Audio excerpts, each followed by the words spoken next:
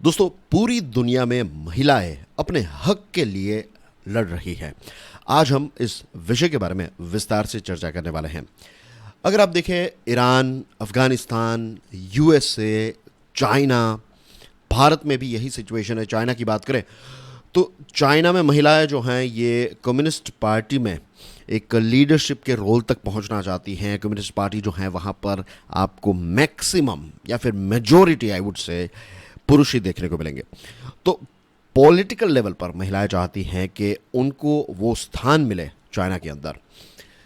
Victories की बात करें, क्या महिलाओं को अपना अधिकार मिलेगा? चांसेस जो हैं वो बहुत ही ब्लीक है। ब्लीक का मतलब होता है कि ये सारी जगहों पर, ईरान, अफगानिस्तान, यूएसए, चाइना, ये सारी जगहों पर ऐसा लग रहा है कि महिलाओं को अपना अधिकार जो हैं, जो हक वो मांग रही है, वो हक आज भी नहीं मिलेगा। लेकिन सबसे मोटिवेशनल चीज़, सबसे इंस्पायरिंग चीज़ ये है कि ये अलग अलग देशों में जो महिलाएं क्रांति कर रही हैं वो सक्सीड होने के लिए नहीं, यानी कि सफलता के लिए नहीं।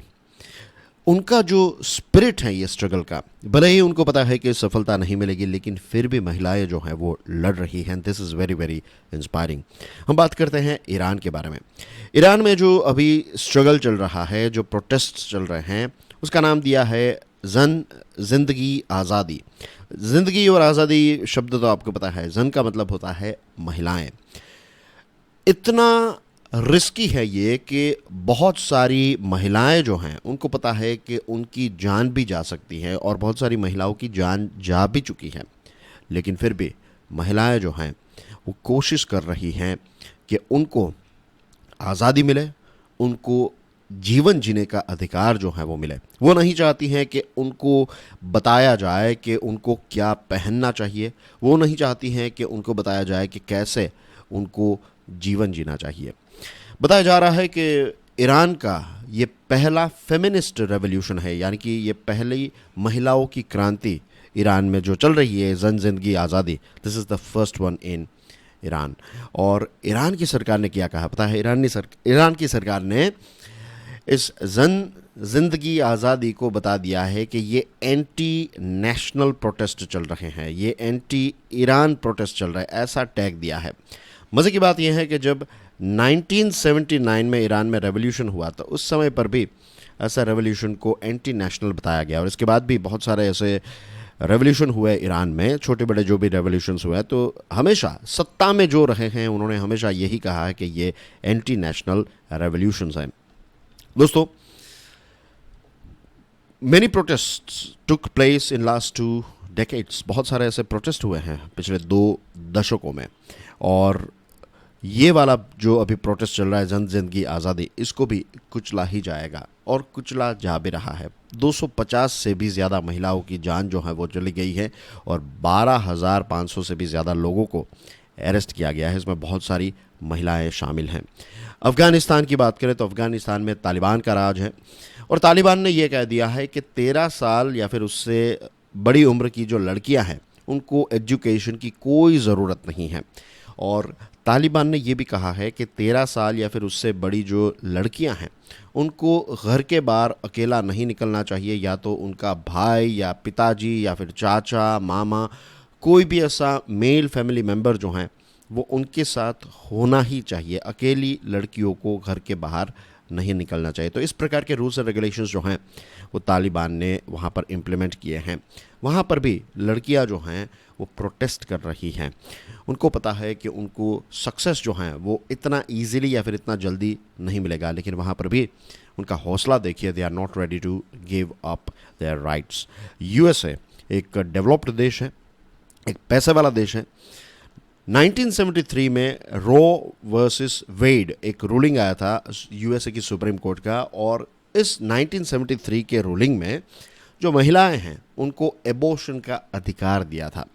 कुछ समय पहले की बात है जब सुप्रीम कोर्ट ने 1973 वाला जो अपना जजमेंट है तो उसको रिवर्स किया है, और बेसिकली महिलाओं के पास जो एबॉर्शन का अधिकार है वो वापस छीन लिया है। तो यूएसए जैसे डेवलप्ड देश के अंदर भी महिलाएं जो हैं वो अपने अधिकार के लिए स्ट्रगल कर रही है। अब बात करते हैं हमारे देश भारत के बारे में। हमारे देश में तो अलग अलग जगहों पर इतनी डाइवर्सिटी है हमारे देश में, तो अलग अलग जगहों पर महिलाओं के स्ट्रगल्स जो हैं वो हर रोज़ हमें देखने को मिलते हैं। कुछ स्ट्रगल्स जो हैं वो न्यूज़ में आते हैं, कुछ स्ट्रगल्स जो हैं वो बहुत ही साइलेंट चलते रहते हैं। बहुत सारे ऐसे रिलीजियस डोगमाज हैं, ऐसे धर्म के नाम पर कुछ रूल्स बनाए गए हैं, कुछ ऐसी लॉ एनफोर्समेंट एजेंसीज़ के रूल्स एंड रेगुलेशंस हैं जो महिलाओं को अपना जीवन अपनी तरीके से जीना अलाउ नहीं करते, और इनफैक्ट अपने खुद के घरों के अंदर भी उनके पास वो सारे अधिकार नहीं हैं जो पुरुष या फिर लड़कों के पास होते हैं।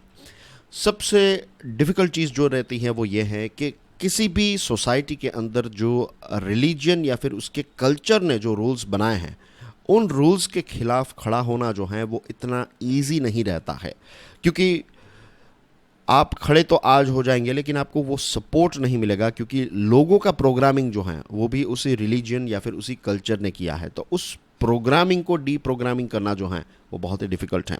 उसके कुछ एग्जांपल्स हैं। फॉर एग्जांपल डावरी, यानी कि जो हम कहते हैं दहेज देना या फिर दहेज लेना, इसको लेकर रूल्स कितने सारे सालों से हमारे देश में हैं, लेकिन आज भी ये जो दहेज देने की प्रथा या फिर दहेज लेने की प्रथा जो है वो हमारे देश के बहुत सारे एरियाज़ में चल रही है।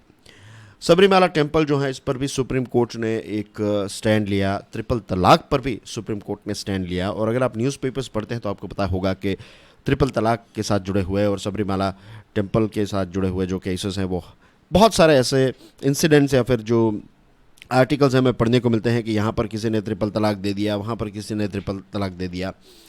तो this are the things that are going on. Law जो है वो इन सारी चीज़ों को, या फिर सुप्रीम कोर्ट के जजमेंट्स जो हैं वो भी इन सारी चीज़ों को रोक नहीं पाता है। बहुत सारे ऐसे प्रोटेस्ट जो हैं वो साइलेंट लेवल पर चल रहे हैं। तो एज ए सोसाइटी आज हम एक ग्लोबल सोसाइटी में जी रहे हैं। ईरान में क्या हो रहा है वो यहाँ पर भारत में बैठे किसी गांव में बैठे बैठे भी आपको पता चल जाएगा। डायरेक्टली इनडायरेक्टली अगर आप एक बिग पिक्चर देखें तो हम सब एक दूसरे के साथ जुड़े हुए हैं। तो ये स्ट्रगल्स जो महिलाएं कर रही हैं उनके बारे में हमें सोचना चाहिए, प्रश्न उठाने चाहिए कि कहाँ पर हमारी चूक हो गई। एज ए सोसाइटी हमें अब किस दिशा में आगे बढ़ना है, राइट? इंक्लूजन की तरफ हमें आगे बढ़ना है कि विकास जो हैं, ग्रोथ जो हैं, वो सिर्फ पुरुष करेंगे तो उससे कोई भी देश जो है वो आगे नहीं बढ़ पाएगा। किसी भी देश में, किसी भी समाज में रहने वाले जितने भी लोग हैं, चाहे महिला हो, चाहे पुरुष हो, चाहे थर्ड जेंडर के लोग हों, सभी को मिलकर आगे बढ़ना पड़ेगा, तभी जाकर वो देश जो है वो ऊंचाई तक पहुंच पाएगा। तो ये थे कुछ एग्जाम्पल्स आपके साथ, मुझे लगा कि इनको शेयर करना चाहिए। And that's basically everything in today's discussion. Dear friends, we proudly support mission life. Mission life जो है ये क्लाइमेट चेंज के खिलाफ जो एक लड़ाई है इसको और ज़्यादा लोकतांत्रिक बनाता है। हम सब छोटे बड़े कंट्रीब्यूशन कर सकते हैं, ऐसी एक्शंस ले सकते हैं जिससे हम क्लाइमेट चेंज को रोक सके। इसके लिए आपको किसी ऑर्गेनाइजेशन को ज्वाइन करने की ज़रूरत नहीं है। आप इंडिविजुअल लेवल पर जो भी स्टेप्स उठा सकते हैं वो उठाइए। Let's together fight against climate change. Video पसंद आया हो तो हिट द लाइक बटन। इस वीडियो को दूसरे लोगों के साथ शेयर ज़रूर करें और हमारे चैनल क्यूरियसली एजुकेशन को सब्सक्राइब करना ना भूलें। This is Prashant Mamani signing off. I will see you soon. Till then enjoy your studies. God bless you all. जय हिंद।